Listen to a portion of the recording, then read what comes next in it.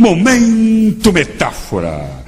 Eu quero contar uma história para você que fala sobre a simplicidade. E é uma história aqui da nossa região. Era um homem, um caboclo nosso, ribeirinho, morando aí na beira de um dos nossos rios, e que ele era muito religioso, assim.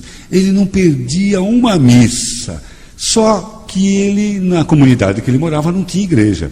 Ele tinha que pegar a canoinha dele, e ele era tão pobrinho que ele sequer tinha uma rabeta. Ele pegava a canoa dele e ia no remo. Remava, até chegar na comunidade mais próxima onde tinha igreja, aí subia lá e ia para a missa. Mas ele era um homem tão simples que ele sequer sabia rezar. Aí ele chegava, entrava na igreja, olhava assim para a imagem de Jesus e dizia: "Oi, Jesus, o Zé está aqui." Ele falava isso, saía da igreja, voltava, pegava a sua canoinha, remava e ia para casa. E ele fazia isso assim, praticamente todo dia.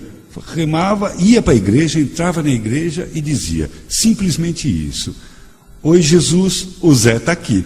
E esse era o jeito dele rezar, da maneira mais simples possível. As pessoas achavam isso muito esquisito, achavam ele muito ignorante e tal. Um dia, o Zé, trabalhando lá na sua roça, tal, acabou sofrendo um acidente.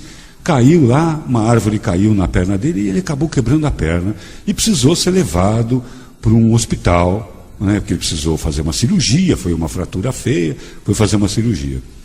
E ele estava lá na enfermaria, passou alguns dias lá de cama, com muita dor. Logo depois, ele levantava da cama e saía, ia conversar com um, ia conversar com o outro, e ele era a alegria da enfermaria, ele era a alegria do hospital. E o Zé animava todo mundo no hospital.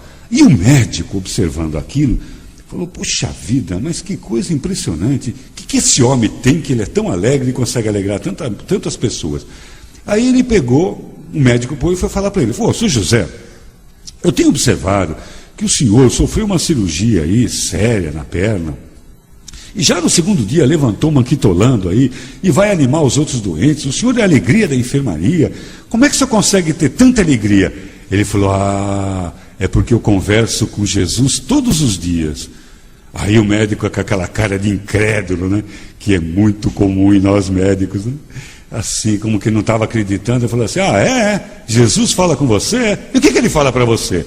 Já assim, meio irritado com o Zé, com essa mentira que o Zé estava. Ele falou assim: "Não, nada, Jesus aparece todo dia aqui e diz assim: 'Oi, Zé, Jesus está aqui.'"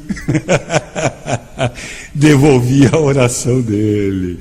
Então, a simplicidade é a raiz da sabedoria.